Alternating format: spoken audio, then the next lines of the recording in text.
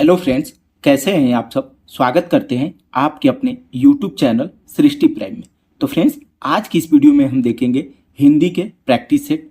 जो ये पहला प्रैक्टिस सेट है और इसमें हम वर्ण, वर्णमाला और वर्णमाला की परिभाषा एवं भेद से संबंधित जितने भी इम्पोर्टेंट क्वेश्चन बन सकते हैं जो किसी न किसी एग्जाम में आए हुए हैं, उन सभी एग्जामों को देखते हुए इस वीडियो में हम उन सभी क्वेश्चन को शामिल किए हैं और उसका पूरा डिटेल हम एनालिसिस करेंगे। इसको एकदम तोड़ के एक एक क्वेश्चन को हम लोग जानेंगे। तो चलिए स्टार्ट करते हैं बिना समय गवाए। पहला प्रैक्टिस सेट का पहला क्वेश्चन, भाषा की सबसे छोटी इकाई को कहा जाता है। भाषा की सबसे छोटी इकाई को कहा जाता है वर्ण, उच्चारण, पद, शब्द। तो इस क्वेश्चन का आंसर क्या होगा? तो देखिए, भाषा की सबसे छोटी इकाई वर्ण कहा जाता है और वर्ण को भी दो भागों में बांटा गया है, एक स्वर और दूसरा व्यंजन। हिंदी वर्णमाला में कुल 52 वर्ण होते हैं, जिसमें से स्वरों की संख्या 11 होती है और व्यंजनों की संख्या 41 होती है।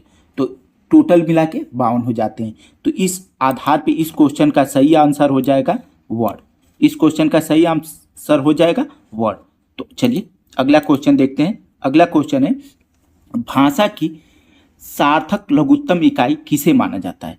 भाषा की सार्थक लघुत्तम इकाई किसे माना जाता है? तो भाषा की सार्थक लघुत्तम इकाई शब्द को माना जाता है। सार्थक मतलब साथ में अर्थ हो, ठीक है। उच्चारण की दृष्टि से भाषा की लघुत्तम इकाई ध्वनि है। ध्वनियों के मेल से शब्द बनते हैं, लेकिन शब्द बनाने के लिए उन्हें सार्थक या अर्थबोधक की क्षमता से युक्त होनी चाहिए। उसमें अर्थ होनी चाहिए, खुद की अर्थ होनी चाहिए। ध्वनि सार्थक ही हो यह जरूरी नहीं। कोई भी ध्वनि जो भी होते हैं वो सार्थक हों, ये कोई जरूरी तो है नहीं। जैसे अ, क, प, त, ये सब इसका अर्थ है कुछ नहीं।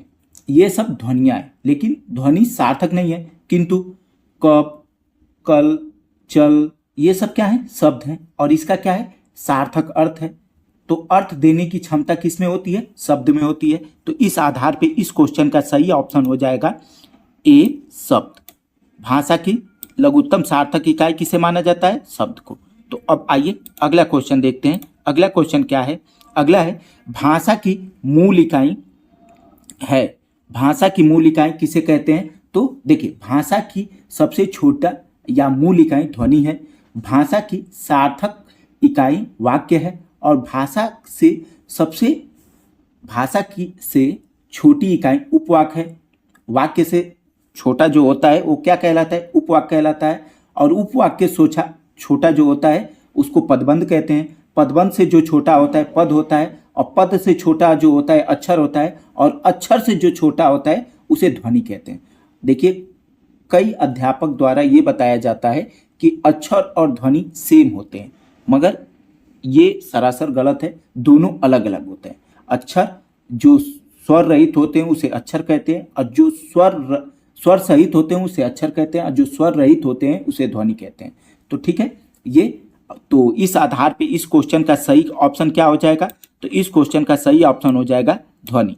भाषा की मूल इकाई क्या होती है? ध्वनि। मतलब जड़, मूल मतलब जड़, जड़ मतलब एकदम स्टार्टिंग बिंदु। तो क्या हो जाएगा? ध्वनि हो जाएगा। अब आइए अगला क्वेश्चन देखते हैं। तो अगला क्वेश्चन है, वर्णों के कितने भेद हैं?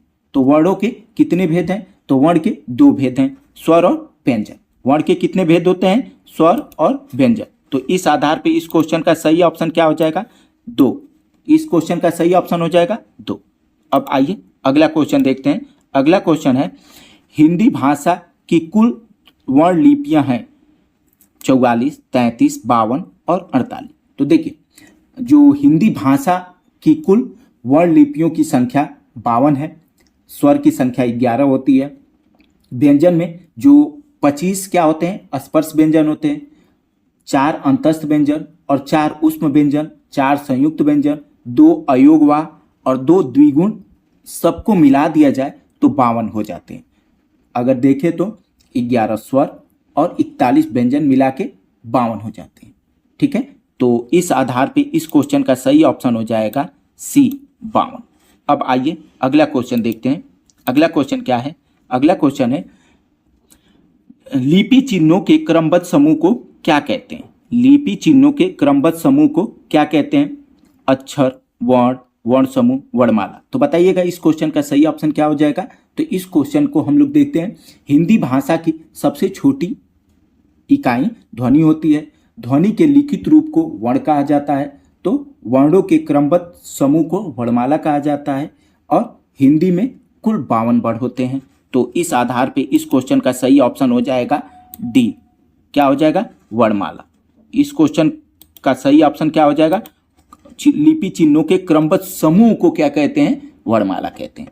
अगर केवल वर्ण के बारे में पूछता तो हम क्या कहते? लिपि चिन्हों को क्या कहते हैं? तो वर्ण या अक्षर कहते हैं। और इसके समूह को क्या कहा जाता है? वर्णमाला कहा जाता है। अब आइए अगला क्वेश्चन देखते हैं। अगला क्वेश्चन है, कौन स्वर नहीं है? इसमें से हमको बताना है कि कौन सा स्वर नहीं है। तो देखिए, जितने भी अ, उ, ए और ब, ये 4 ऑप्शन है, तो इसमें हमको स्वर बताना है। तो देखिए, जिसको स्वर किसे कहते हैं? जिसको बोलने में किसी की सहायता न ली जाती हो उसे स्वर कहते हैं। और जिसको बोलने में सहायता लेनी पड़े, स्वर की सहायता लेनी पड़े, उसको क्या कहते हैं? व्यंजन कहते हैं। तो इस आधार पे इस क्वेश्चन का क्या हो जाएगा? अ क्या है? स्वर है। उ भी स्वर है। ए भी स्वर है। इसमें क्या हो जाएगा? ब एक स्वर नहीं है। तो अगला क्वेश्चन अब देखते हैं। अगला क्वेश्चन है, इनमें से री क्या है? व्यंजन, संयुक्त व्यंजन, दोनों, या डी स्वर। तो री जो भी होते हैं हिंदी में, देखिए हिंदी में प्रमुख स्वर क्या होते हैं? अ, आ, ई, उ, री, ए, ऐ, ओ और औ। ये क्या होते हैं? टोटल स्वर होते हैं। इसमें से 4 मूल स्वर होते हैं, अ, ई, उ और री। और संयुक्त स्वर क्या होते हैं? ए, ऐ, ओ, औ। ये संयुक्त स्वर होते हैं। तो स्वर 2 प्रकार के, ह्रस्व स्वर और दीर्घ स्वर। एक और प्रकार होता है प्लुत। वो जितने भी संगीत में ये सब प्रयोग किए जाते थे, हिंदी में अब इसका प्रयोग बहुत ना के बराबर रह गया है। और संस्कृत में बहुत ज़्यादा इसका प्रयोग किया जाता है। जब मंत्रों का उच्चारण होता है तो इसको खींच के, किसी भी मंत्र को जब खींच के बोलना होता है तो ज़्यादा देर तक उच्चारण करना होता है, तो वहाँ पे प्लुत का प्रयोग होता है। तो इस क्वेश्चन का सही ऑप्शन क्या हो जाएगा? डी। इस क्वेश्चन का सही ऑप्शन क्या हो जाएगा? डी, स्वर। क्या है? री एक क्या है? स्वर है। अब आइए अगला क्वेश्चन देखते हैं। अगला क्वेश्चन है, इनमें से किस शब्द में री की मात्रा का उपयोग हुआ है? वृष्टि, रिपु, क्रिया, वर्षा। तो देखिए, इसमें ना मात्रा, री की मात्रा, इसमें देखिए री में, इसमें तो मात्रा ये नहीं है, छोटी की मात्रा है। इसमें र की मात्रा है, इसमें भी र की मात्रा है। देखिए, क्रिया में र पूरा है, क आधा है। और वर्षा में र आधा है, स पूरा है। और वृष्टि में व, री और आधा स, ट और उस पे छोटी की मात्रा। तो क्या हो जा रहा है? वृष्टि। तो यहाँ पे कौन सा सही हो जाएगा? तो इस क्वेश्चन का सही ऑप्शन हो जाएगा वृष्टि। ठीक है। अब आइए अगला क्वेश्चन देखते हैं। अगला क्वेश्चन क्या है? तो जिनका उच्चारण स्वतंत्र रूप से होता है और जो व्यंजन के उच्चारण में सहायक होते हैं, उन्हें उसे कहा कहते हैं संज्ञा, स्वर, व्यंजन, विसर्ग। तो बताइएगा इस क्वेश्चन का सही ऑप्शन क्या हो जाएगा?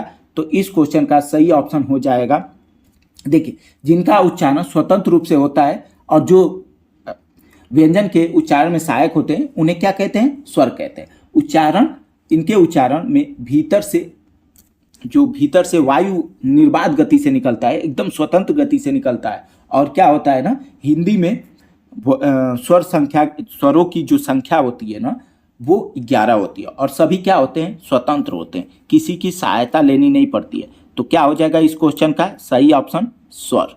इस क्वेश्चन का सही ऑप्शन क्या हो जाएगा? स्वर। अब आइए अगला क्वेश्चन देख रहे हैं। अगला क्वेश्चन क्या है? तो स्वरों की संख्या कितनी है? तो स्वरों की संख्या कितनी हो जाएगी? 11, 13, 9 और 10। तो स्वरों की संख्या कितनी है? स्वरों की संख्या 11 होती है। और जिन वर्णों का स्वतंत्र उच्चारण किया जा सके या जिन ध्वनियों का उच्चारण में हवा बिना किसी रुकावट के निकले, उन्हें क्या कहते हैं? स्वर कहते हैं। तो इनकी संख्या कितनी होती है? 11। अब आइए अगला क्वेश्चन देखते हैं। अगला क्वेश्चन क्या है? अगला क्वेश्चन है, स्वरों का उच्चारण ए ऑप्शन है व्यंजनों की सहायता से होती है, अनुस्वार की सहायता से होती है, अनुनासिक की सहायता से होती है, और डी ऑप्शन है बिना किसी के सहायता से होती है। तो देखिएगा अभी हम लोग परिभाषा इसका जाने हैं। स्वरों का जो उच्चारण होता है ना बिना किसी के सहायता से होता है, ये स्वतंत्र होते हैं। और व्यंजन जो वर्ण होते हैं ना स्वरों की सहायता से बोले जाते हैं और प्रत्येक व्यंजन वर्णों में ना अ की ध्वनि छिपी रहती है। तो इस आधार पे इस क्वेश्चन का सही ऑप्शन क्या हो जाएगा, डी ऑप्शन बिना किसी के सहायता के होती है। अब आइए अगला क्वेश्चन देखते हैं। अगला क्वेश्चन, स्वर किसका भेद है, संधि का, समास का, वर्ण का, लिंग का। तो देखिए इस क्वेश्चन का सही ऑप्शन क्या हो जाएगा, तो देखिए हिंदी वर्णमाला में वर्ण के दो प्रकार होते हैं, एक स्वर और दूसरा व्यंजन। स्वर उन वर्णों को कहते हैं जिनका उच्चारण बिना अवरोध या बाधा के होते हैं, ये स्वतंत्र होते हैं। और जो व्यंजन क्या होता है, स्वरों की सहायता से बोली जाने वाली वर्ण कहलाती है। तो क्या होती है, स्वरों की सहायता से बोले जाने वाले वर्ण क्या कहलाते हैं, व्यंजन कहलाते हैं। तो इस आधार पे किसका भेद हो जाएगा, तो स्वर किसका भेद है, वर्ण का भेद है। और वर्ण के दो भेद होते हैं, स्वर और व्यंजन। ठीक है, अब आइए अगला क्वेश्चन देखते हैं। अगला क्वेश्चन क्या है, तो अगला क्वेश्चन है मात्रा के आधार पे स्वर कितने प्रकार के होते हैं। मात्रा के आधार पे स्वर कितने प्रकार के होते हैं, 2 प्रकार, 3 प्रकार, 4 प्रकार और 5 प्रकार। तो देखिए उच्चारण में लगने वाले समय को क्या कहते हैं, मात्रा कहते हैं। जो भी उच्चारण हम कर रहे हैं उसमें जो समय लग रहा है ना उसी को मात्रा कहते हैं। और मात्रा के आधार पे स्वर 3 प्रकार के होते हैं, ह्रस्व स्वर, दीर्घ स्वर और प्लुत स्वर। ह्रस्व स्वर क्या होता है, जिसमें एक मात्रा का समय लगे उसे ह्रस्व कहते हैं। अ, ई, उ और री ये सब क्या होते हैं, एक मात्रिक होते हैं, ह्रस्व स्वर कहलाते हैं। दीर्घ स्वर क्या होते हैं, जिनके उच्चारण में 2 मात्रा का समय लगता है उन्हें दीर्घ स्वर कहते हैं। और ये 2 ही मात्रिक होते हैं, जैसे आ, ई, उ, ए, ऐ, ओ, औ, ये क्या होते हैं, दीर्घ स्वर होते हैं। प्लुत क्या होते हैं, जिनका उच्चारण में 3 मात्रा का समय लगे उसे प्लुत कहते हैं। और इसके पीछे ना लिखते हैं अ के पीछे जब 3 लिख देते हैं ना तो ये चिन्ह क्या हो जाता है, प्लुत कहलाता है। और अधिकतर इस वर्ण का उपयोग संस्कृत में होता है, हिंदी में इसका प्रयोग अब ना के बराबर रह गया है। ठीक है, तो इस आधार पे हम लोग जान गए। तो मात्रा के आधार पे कितने प्रकार के होते हैं, सॉरी ये गलती से इसमें हो गया, ये 3 प्रकार के होते हैं। मात्रा के आधार पे पर स्वर कितने प्रकार के होते हैं, 3 प्रकार के। ठीक है, ह्रस्व स्वर, दीर्घ स्वर और प्लुत स्वर। अब आइए अगला क्वेश्चन देखते हैं। अगला क्वेश्चन, ह्रस्व, दीर्घ और प्लुत किसके प्रकार है। अभी जस्ट हम लोग इसी क्वेश्चन को डिस्कस किए। तो इस क्वेश्चन का आंसर क्या हो जाएगा, इस क्वेश्चन का आंसर हो जाएगा स्वर।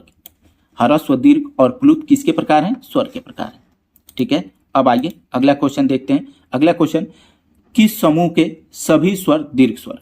तो इसमें हमको बताना है ना, जो ये समूह दिया गया है इसमें से किसके सभी वर्ण दीर्घ हैं। तो देखिए ई, ए, ऐ, ओ, औ, या ल, री, री, अ, ई, उ, या अ, आ, उ, औ, ए, या अ, आ, ई, उ, री। तो इसमें देखिए जो पहला ऑप्शन दिख रहा है, पहला ऑप्शन ही क्या दिख रहा है, सारा इसमें दीर्घ दिख रहे हैं। दीर्घ ई, ए, ऐ, ओ और औ। ओ और औ ये चारों ये जो हैं ए, ऐ, ओ, औ संयुक्त वर्ण हैं।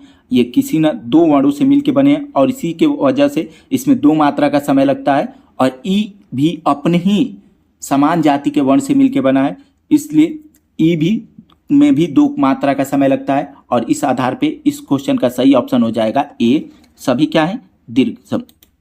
अब आइए अगला क्वेश्चन देख रहे हैं। अगला, हिंदी भाषा में ह्रस्व स्वरों की संख्या कितनी है। तो इसमें बताना है हमको ह्रस्व स्वरों की संख्या कितनी है, 11, 4, 7 और 2। तो ह्रस्व स्वर की संख्या कितनी हो जाएगी, तो ह्रस्व स्वर की संख्या 4 हो जाएगी। ठीक है, देखिए ह्रस्व स्वरों की संख्या 4 है और वो कौन कौन से हैं, अ, ई, उ और री। और पूरे स्वरों की संख्या कितनी मानी जाती है, 11। 11 में जो 4 ह्रस्व स्वर होते हैं और बाकी जितने भी होते हैं 7 वो क्या होते हैं, दीर्घ स्वर होते हैं। और इसमें ह्रस्व को बोलने में 1 मात्रा का समय लगता है और दीर्घ को बोलने में 2 मात्रा का समय लगता है। ठीक है, अब आइए अगला क्वेश्चन देखते हैं। अगला क्वेश्चन क्या है, जिन स्वरों के उच्चारण में 2 मात्रा का समय लगता है या ह्रस्व के दुगना समय लगता है उनको कहते हैं प्लुत, गुरु स्वर, मूल स्वर, लघु स्वर। तो बताइएगा इस क्वेश्चन का सही ऑप्शन क्या हो जाएगा? इस क्वेश्चन का सही ऑप्शन क्या हो जाएगा? जो क्वेश्चन है 18 कि जिन स्वरों के उच्चारण में ह्रस्व स्वरों से अधिक समय लगता है उसे गुरु या दीर्घ स्वर कहते हैं। मात्रा के दृष्टि से दीर्घ स्वर द्विमात्रिक कहलाते हैं, अर्थात दो मात्रा वाले स्वर। ठीक है, तो इस आधार पे जिसमें दुगना समय लगता है ना ह्रस्व से, उसे दीर्घ या गुरु स्वर कहते हैं। तो इस आधार पे इस क्वेश्चन का सही ऑप्शन क्या हो जाएगा? बी, गुरु। ठीक है, अब आइए अगला क्वेश्चन देखते हैं। अगला क्वेश्चन क्या है? अगला क्वेश्चन है निम्नलिखित में से कौन सा दीर्घ स्वर है? आ, उ, ए, ओ। तो इसमें बताना है हमको कौन सा दीर्घ स्वर है। तो देखिए ये क्वेश्चन बहुत डिफिकल्ट है, तो इसमें बताना है हमको कौन सा दीर्घ है। तो देखिए और जो आ है ये क्या है? दीर्घ है, और दो आधारों पे ये दीर्घ है। देखिए इसको हम लोग ये अपने से मिलके बना है, अपने ही जाति के वर्ण से मिलके बना है, इस आधार पे ये दीर्घ हो जाएगा। उ ह्रस्व हो जाएगा। ए होता है ना, ये संयुक्त वर्ण है, ये दीर्घ के साथ साथ संयुक्त भी है। ओ भी दीर्घ के साथ साथ संयुक्त भी है। तो इस आधार पे क्या हो जाएगा? जो आ होगा ना ये दीर्घ हो जाएगा, आ दीर्घ हो जाएगा। दो आधारों पे इसको हम लोग देखते हैं। देखो देखिए एक उच्चारण के आधार पे दीर्घ होगा, और दूसरा ये संयुक्त के आधार पे, हम संयुक्त वर्ण के आधार पे देखें तब भी ये दीर्घ होगा। ठीक है, अपने ही जाति के समूह से मिलके बना है, तो इस आधार पे जो अ है ना, आ है, ये पहला ऑप्शन ए, ऑप्शन आ, ये क्या हो जाएगा? दीर्घ स्वर हो जाएगा।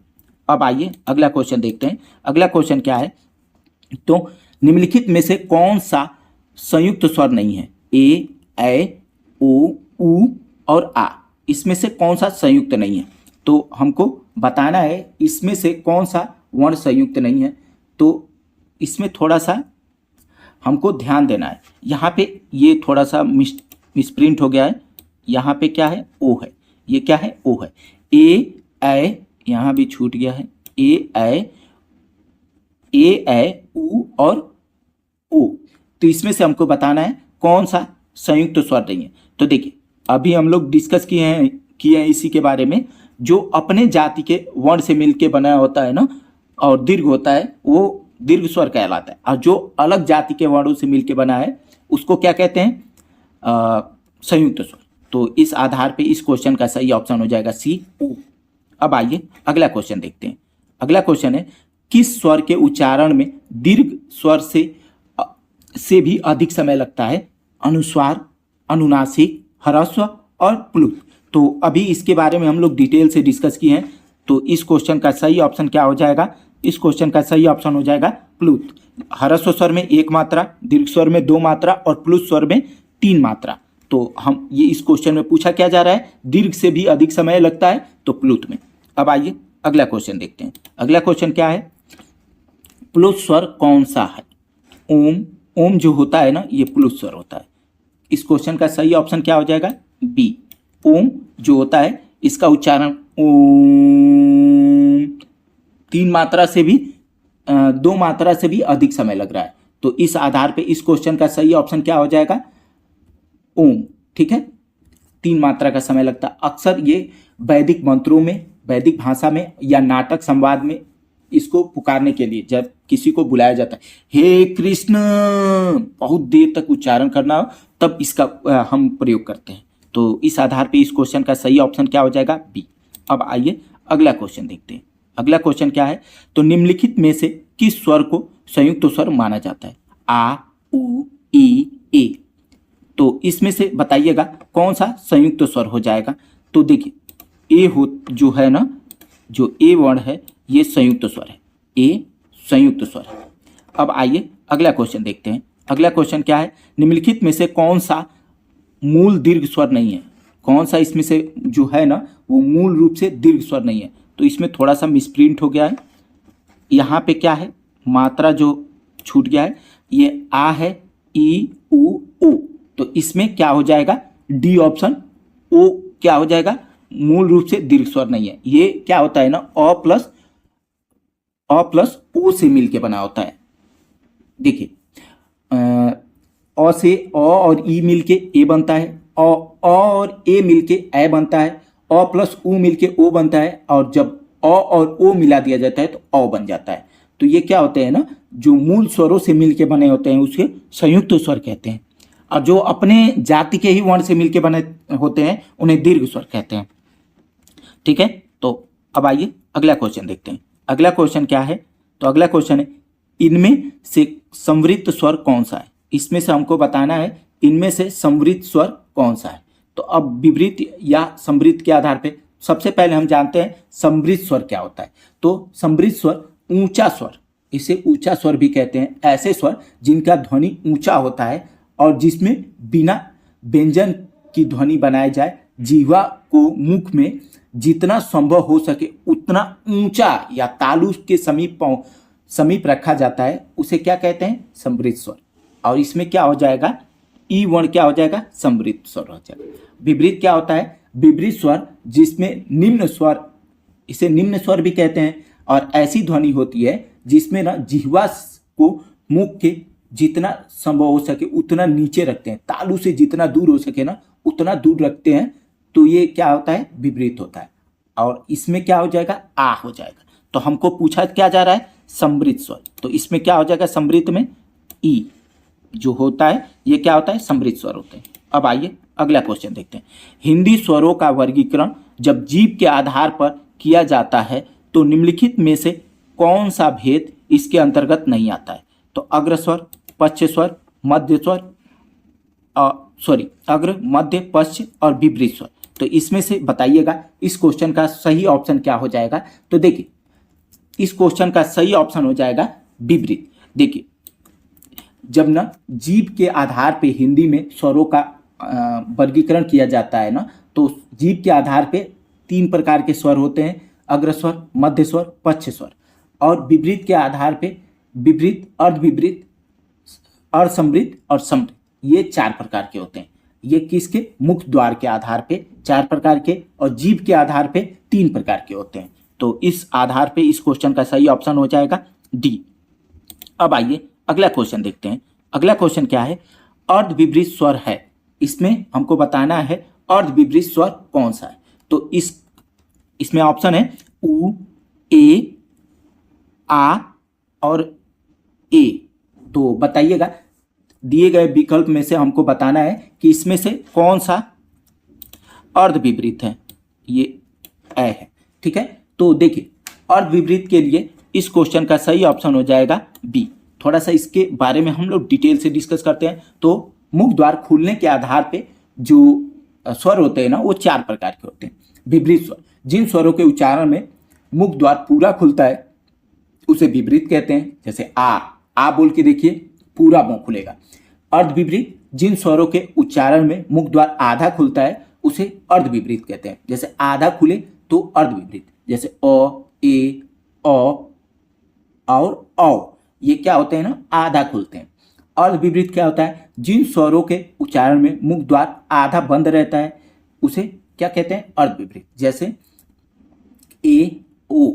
तो देखिए आधा खुलना और आधा बंद होना का मतलब क्या होता है ना, जब चांद मतलब पूरा गोल होता है फिर क्या होता है, धीरे धीरे कम होता है, और फिर जब निकलने के टाइम क्या होता है, पूरा धीरे धीरे निकलता है। तो वो इसी से इसको समझ लीजिए, जब निकलने के टाइम तो क्या होता है, आधा निकलता है, और जब वो उसको छोटा होने लगता है तो आधा कम होता है ना। तो इसी आधार पे इसको भी समझ लीजिए।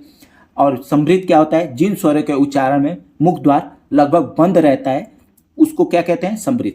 ई, उ। तो ये क्या हो जाएगा, समृद्ध हो जाएगा। तो इस आधार पे इस क्वेश्चन का सही ऑप्शन हो जाएगा बी, ए।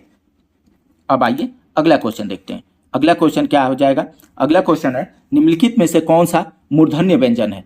प, फ, ड, ढ, ग, घ, ज और झ।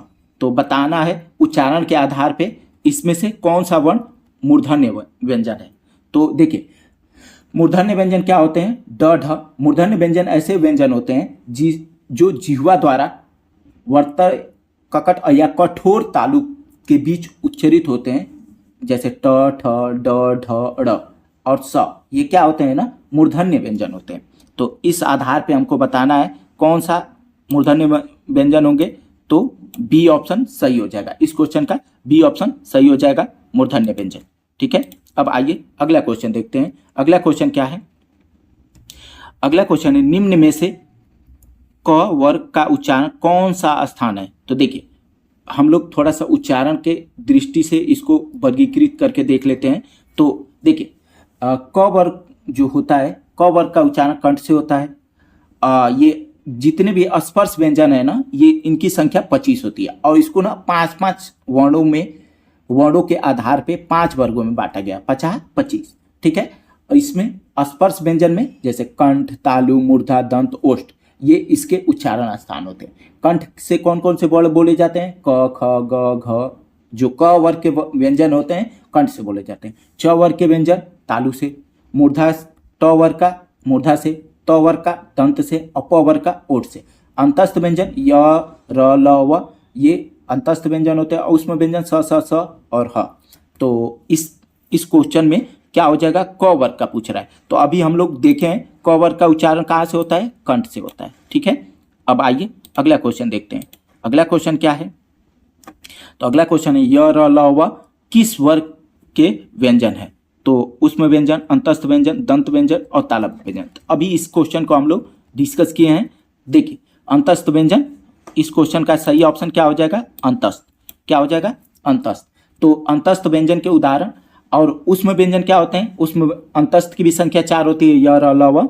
उसमें की संख्या कितनी होती है? तो उसमें की संख्या स, स, स, ह 4 होती है। दंत व्यंजन की संख्या क्या होती है? जो त वर्ग का और ल और स होता है ना, ये दंत व्यंजन होता है। तालव्य व्यंजन स वर्ग, च वर्ग और य और स होता है। तो जो च वर्ग और य और स क्या होते हैं? तालव्य होते हैं। तो हम लोग चारों ऑप्शन के बारे में डिटेल से डिस्कस कर लिए। तो चलिए अगला क्वेश्चन देखते हैं। अगला क्वेश्चन क्या है? अगला क्वेश्चन है किस समूह के वर्णों का उच्चारण स्थान मूर्धा है? तो ए ऑप्शन है स, ह, च और छ। बी ऑप्शन है स, त्र, री, ट, ठ। और सी ऑप्शन है स, त, थ, द। और डी ऑप्शन है अ, क, ख, ग, ग। तो बताइएगा इस क्वेश्चन का आंसर, सही आंसर क्या हो जाएगा? तो इस क्वेश्चन का सही ऑप्शन पूछ क्या रहा है? मूर्धा। तो मूर्धन्य स, री और ट, ठ ये क्या हो जाएंगे? मूर्धा से बोले जाते हैं। और ये पहला ऑप्शन है जो है तालु से बोला जाता है, स, स, ह और च, छ।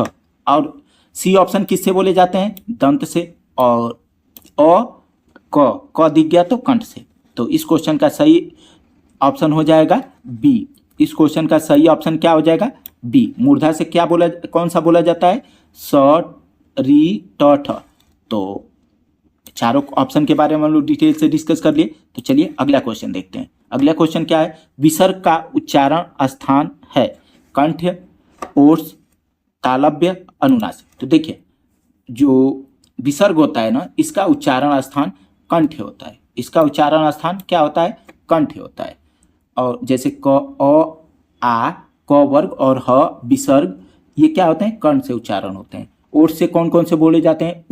उ। और प वर्ग ओष्ठ से बोले जाते हैं। ई, च वर्ग और य, थ। स वर्ग क्या होते हैं? किससे बोले जाते हैं? तालव्य। संघर्षी क्या होते हैं? अंग से। अनुनासिक जो होते हैं ना, संघर्षी वर्ण होते हैं, ये अनुनासिक से बोले जाते हैं। अंग जो होता है ना, ये अनुनासिक वर्ण होता है। अब आइए अगला क्वेश्चन देखते हैं। अगला क्वेश्चन क्या है? निम्नलिखित में से कौन सा वर्ण तालव्य नहीं है? च, झ, क और छ। तो इसमें बताना है हमको कौन सा तालव्य नहीं है। तो कौन सा तालव्य नहीं होगा? तो देखिए अभी हम लोग पहले ही डिस्कस किए हैं, क क्या होता है? कंठ वर्ण होता है। च, छ और झ क्या हो जाएगा? ये तालव्य से बोले जाते हैं। अब आइए अगला क्वेश्चन देखते हैं। अगला क्वेश्चन क्या हो जाएगा? कंठोष्ठ दीर्घ स्वर वर्ण का उच्चारण कौन सा है? तो हमको बताना है इसमें कंठोष्ठ दीर्घ स्वर वर्ण का उच्चारण स्थान कौन सा है। तो देखिए कंठ, जो कंठ होता है, कंठ से किस वर्ण का उच्चारण होता है? सॉरी ये मिस्टेक हो गया। अब आइए देखते हैं कंठ जो अ होता है ना, कंठोष्ठ दीर्घ स्वर का उदाहरण है। और कंठ से कौन कौन से वर्ण बोले जाते हैं? अ, आ और क। तालव्य से ई, च वर्ग, य और स और य तालव्य होते हैं मूर्धन से। ट ठ ट ठ ट वर्ग के जितने भी वर्ण और जो मूर्धन्य स, जो षटकोण वाला स हम लोग उच्चारित करते हैं, इसको मूर्धन्य होता है। दंत से त वर्ग र ल और स। ओष्ठ से प भर और कंठ तालव्य ए ऐ और कंठोष्ठ उ और अ। तो इसका हम लोग पूरा डिटेल से डिस्कस कर लिए। तो चलिए इस क्वेश्चन का सही ऑप्शन क्या हो जाएगा? इस क्वेश्चन का सही ऑप्शन हो जाएगा बी, जो कंठोष्ठ दीर्घ वर्ण है, दीर्घ स्वर का उदाहरण है। अब आइए अगला क्वेश्चन देखते हैं। अगला क्वेश्चन, कंठ तालव्य दीर्घ स्वर वर्ण का उदाहरण कौन सा है? अभी हम लोग इसके बारे में डिस्कस किए हैं। तो क्या हो जाएगा? डी, जो ये होता है ना, ई और अ से मिल के बना होता है, अ प्लस ई ए होता है। तो ये क्या हो जाएगा? कंठ। अ किससे बोला जाता है? कंठ से। और ई तालु से, तो कंठ तालु हो जाएगा। इस क्वेश्चन का सही ऑप्शन डी हो जाएगा। अब आइए अगला क्वेश्चन देखते हैं। कौन सा वर्ण ओठ से नहीं है? तो जो क्या होते हैं, ओठ से कौन से वर्ण बोले जाते हैं? प फ ब ब भ। और तो इसमें से बताना है हमको। देखिए, म है, ब है और उ भी ओठ से ही बोला जाता है। तो आ क्या हो जाएगा? ये कंठ से बोला जाता है। तो ये ओठ से वर्ण नहीं। अब आइए अगला क्वेश्चन देखते हैं। निम्न में से कंठ वर्ण कौन सा है? तो कंठ वर्ण बताना है उ, अ, ई और। देखिए, उ क्या होता है? ओठ से बोला जाता है। सॉरी, जो उ वर्ण होता है ये किससे बोला जाता है? ओठ से बोला जाता है। अ किससे बोला जाता है? कंठ से बोला जाता है। ई किससे बोला जाता है? तालु से बोला जाता है। और बड़ी ई भी तालु से बोला जाता है। तो इस आधार पे इस क्वेश्चन का सही ऑप्शन क्या हो जाएगा? अ। ठीक है, कंठ से बोला जाता है। अब आइए अगला क्वेश्चन देखते हैं। अगला क्वेश्चन क्या है? ई च छ ज झ इ। तो ये क्या, इसका उच्चारण किससे होता है? तो कंठ से। क वर्ग का होता है। मूर्धन्य किससे होता है? तो क का मूर्धन्य से ट ठ ड से होता है। और तालव्य से च छ ज और ई स्वर में ई से। तो इस क्वेश्चन का सही ऑप्शन क्या हो जाएगा? इस क्वेश्चन का सही ऑप्शन तालव्य जाएगा। और ओठ से कौन से बोले जाते हैं? प फ ब ब म। ये प वर्ग के जितने भी वर्ण होते हैं किससे बोले जाते हैं? ओठ से बोले जाते हैं। अब आइए अगला क्वेश्चन देखते हैं। अगला, जीवा के आधार पर स्वर कितने प्रकार के होते हैं? जीवा के आधार पे। तो जीवा के आधार पे स्वर 3 प्रकार के होते हैं। जीवा के आधार पे स्वर 3 प्रकार के होते हैं। सॉरी, जीवा के आधार पे स्वर 3 प्रकार के होते हैं। कौन कौन से? अग्र स्वर, मध्य स्वर, पश्च स्वर। अभी इसके बारे में हम लोग पिछले कुछ पहले में हम लोग डिस्कस किए हैं। अब आइए अगला क्वेश्चन देखते हैं। अगला क्वेश्चन क्या हो जाएगा? निम्न में से ओट्स वर्ण कौन सा है? तो अभी हम लोग इसके बारे में भी डिस्कस किए हैं। इसका क्या हो जाएगा आंसर? उ। ये अ और आ किससे बोले जाते हैं? कंठ से। ई तालु से, उ ओठ से। आइए अगला क्वेश्चन देखते हैं। अगला क्वेश्चन है, कंठ तालव्य कौन सा है? तो कंठ तालु से कौन सा बोला जाता है? देखिए, कंठ ये उ ओठ से बोले जाते हैं। ये जो स होता है मूर्धन्य स, ये मूर्धा से बोले जाते हैं। और ये कंठ तालु से ए ऐ बोले जाते हैं। अ आ कंठ से बोले जाते हैं। तो इस क्वेश्चन का सही ऑप्शन हो जाएगा सी। अब आइए अगला क्वेश्चन देखते हैं। किस वर्ण का उच्चारण स्थान कंठ तालु है? तो जो ऐ वर्ण है इसका उच्चारण स्थान कंठ तालु है। ठीक है, ओ का उच्चारण स्थान कंठोष्ठ है। ह का उच्चारण स्थान तो क्या हो जाएगा इस क्वेश्चन का? ह का उच्चारण स्थान क्या होता है? और छ का उच्चारण स्थान तालव्य हो जाएगा। ये उष्म व्यंजन है और इसका उच्चारण स्थान कंठ होता है। अब आइए अगला क्वेश्चन देखते हैं। अगला क्वेश्चन क्या है? ओ और औ किस प्रकार का वर्ण है? तो देखिए, तालव्य क्या होता है? जितने भी ई और च वर्ग के जितने भी वर्ण होते हैं तालु से। मूर्धा से मूर्धन्य वर्ण क्या हो जाएंगे? री और ट वर्ग के मूर्धा से बोले जाते हैं। दंतोष्ठ क्या हो जाएगा? व वकारो दंतोष्ठ होता है। और कंठोष्ठ क्या हो जाएगा? तो उ और औ कंठोष्ठ हो जाएंगे। तो इस क्वेश्चन का सही ऑप्शन क्या हो जाएगा? डी। अब आइए अगला क्वेश्चन देखते हैं। अगला क्वेश्चन क्या है? जब स्वरों के उच्चारण में ध्वनि मुख के साथ साथ नासिका द्वार से भी निकलती है, वह अनुनासिकता को प्रकट करने के लिए निम्नलिखित में से किसका प्रयोग किया जाता है? अनुस्वार बिंदु, रेफ, नुक्ता, चंद्र बिंदु। तो बताइएगा इस क्वेश्चन का सही ऑप्शन क्या हो जाएगा? इस क्वेश्चन का सही ऑप्शन क्या हो जाएगा? देखिए, जब स्वरों के उच्चारण में ध्वनि मुख के साथ साथ ना नाक से भी निकलती है ना, तो उसे अनुनासिकता का प्रकट करता है। और इसमें हम लोग किसका प्रयोग करते हैं? चंद्र बिंदु का प्रयोग करते हैं। इसमें चंद्र बिंदु का प्रयोग करते हैं। ठीक है। अनुस्वार बिंदु, अनुस्वार के लिए हो जाता है ये ज्यादा। इसमें क्या होता है? देखिए, जब ज्यादा मुख से और कम नाक से निकले, और जब ज्यादा नाक से और कम मुख से निकले तो अनुस्वार हो जाता है। रेफ क्या होता है? जो आधा र को रेफ कहते हैं। नुक्ता नीचे जो फारसी, उर्दू और फारसी वर्ण होते हैं उसमें नुक्ता लगता है। ठीक है। तो इस क्वेश्चन का सही ऑप्शन हो जाएगा डी।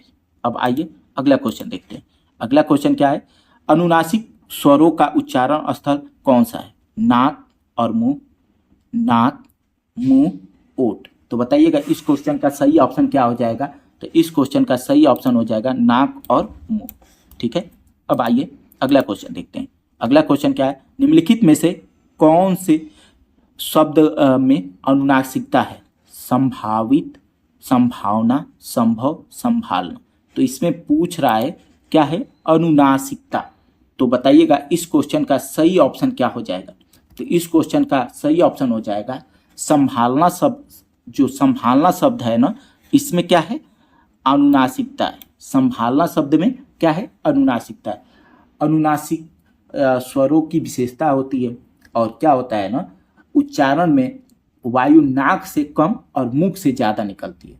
हिंदी में यह विशेषता चंद्र बिंदु के रूप में दर्शाई जाती है। चंद्र बिंदु प्रायः तद्भव शब्दों के रूप में प्रयुक्त किया जाता है। ठीक है। तो इस आधार पे इस क्वेश्चन का सही ऑप्शन क्या हो जाएगा? संभालना। ये किसका उदाहरण हो जाएगा? अनुनासिकता का। अब आइए अगला क्वेश्चन देखते हैं। अगला क्वेश्चन क्या है? जिन स्वरों के उच्चारण में हवा नाक से निकलती है उन्हें कहते हैं निरुनासिकता, अनुनासिकता, मौखिक स्वर और लुंठी स्वर। तो इस क्वेश्चन का सही ऑप्शन हो जाएगा बी, क्या? अनुनासिक स्वर। ठीक है। तो देखिए, अनुनासिक स्वर क्या होता है ना, जिसमें नाक से हवा निकलती है उसे अनुनासिक कहते हैं। निरुनासिक क्या होता है ना, इसमें केवल हवा मुख से निकलता है। ठीक है। मौखिक स्वर, स्वर लुंठित मतलब लुढ़कते हुए, ल वर्ण क्या होता है? लुंठित होता है। ठीक है। अब आइए अगला क्वेश्चन देखते हैं। अगला क्वेश्चन है जिनकी ध्वनि केवल मुख से निकलती है वे होते हैं, वे हैं वृत्ताकार स्वर, समवृत्त स्वर, अनुनासिक स्वर, निरुनासिक स्वर। तो इस क्वेश्चन का सही ऑप्शन क्या हो जाएगा? बताइएगा। तो इस क्वेश्चन का सही ऑप्शन हो जाएगा जिसमें केवल मुख से हवा निकलता है ना, उसे निरुनासिक स्वर कहते हैं। क्या कहते हैं? निरुनासिक स्वर। ठीक है। अनुनासिक स्वर क्या होता है? जिस पे चंद्र बिंदु लगा रहता है और इसमें नाक और मुंह दोनों, नाक से, अनुनासिक स्वरों में क्या होता है ना, नाक से, मुख के साथ साथ नाक से भी हवा निकलता है। वृत्ताकार स्वर क्या हो जाते हैं? ऐसे स्वर होते हैं जो ओठ से बोले जाते हैं और वो बोलने के टाइम क्या होता है? ओठ गोलाकार हो जाता है। ठीक है। समवृत्त स्वर के उदाहरण क्या हो जाएंगे? लगभग जब जो वर्ण को बोलने में लगभग मुंह बंद हो रहता है, लगभग बंद रहता है, उसे क्या कहते हैं? समवृत्त स्वर। ठीक है। अब आइए अगला देखते हैं। अगला क्वेश्चन क्या है? सॉरी, रुक जाइएगा। अगला क्वेश्चन है ओठ की आकृति के आधार पर निम्नलिखित में से कौन सा अवृत्तमुखी स्वर है? ई, उ, ओ और उ। तो बताइएगा इस क्वेश्चन का सही ऑप्शन क्या हो जाएगा? इस क्वेश्चन का सही ऑप्शन बताना है कि कौन सा जो वर्ण है तो जिसको बोलने में क्या हो जाता है? अवृत्तमुखी रहता है। तो ओठ की आकृति के आधार पर स्वरों को दो भागों में बांटा गया है, अवृत्तमुखी और वृत्तमुखी। जिसको बोलने में हमारा ओठ क्या हो जाता है? वृत्ताकार हो जाता है, उसे वृत्तमुखी कहते हैं। और जिसको बोलने में ओठ वृत्ताकार नहीं, गोलाकार नहीं होता है, उसको क्या कहते हैं? अवृत्तमुखी। तो इसमें हमको बताना है इस क्वेश्चन में कौन सा वर्ण है जिसको बोलने में हमारा ओठ गोलाकार हो जाता है। तो ऊ बोल के देखिए, ई बोलेंगे तो, सॉरी, इस क्वेश्चन में ओठ जो ये पूछ रहा है, ओठ की आकृति के आधार पर निम्नलिखित में से अवृत्तमुखी, तो जिसको बोलने में हमारा ओठ गोलाकार होगा वो वृत्तमुखी होगा। तो ई को बोलेंगे तो क्या होगा, ओठ हमारा गोलाकार नहीं होगा, तो ये क्या हो जाएगा, अवृत्तमुखी का उदाहरण।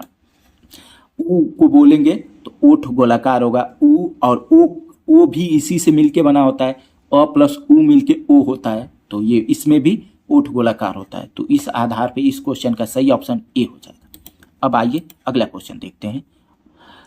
स्वर से संबंधित जो होता है, भाषा विज्ञान के दृष्टि से ऊ किस प्रकार का स्वर है, पक्ष विवृत, अग्र संवृत, अग्र विवृत, पक्ष संवृत। तो बताइएगा इस क्वेश्चन का सही ऑप्शन क्या हो जाएगा।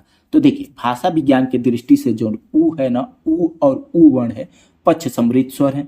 जिन स्वरों के उच्चारण में जीभ पक्ष भाग कार्य करता है उन्हें पक्ष स्वर कहा जाता है।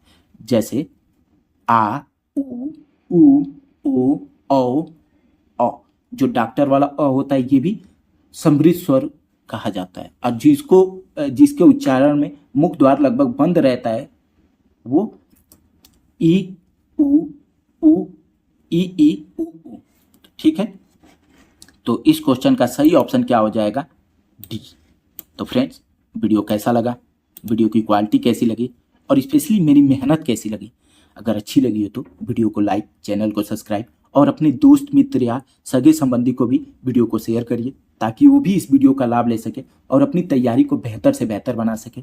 तो मिलते हैं कल की वीडियो में एक नए टॉपिक के साथ। आज आपसे लेते हैं विदा। धन्यवाद।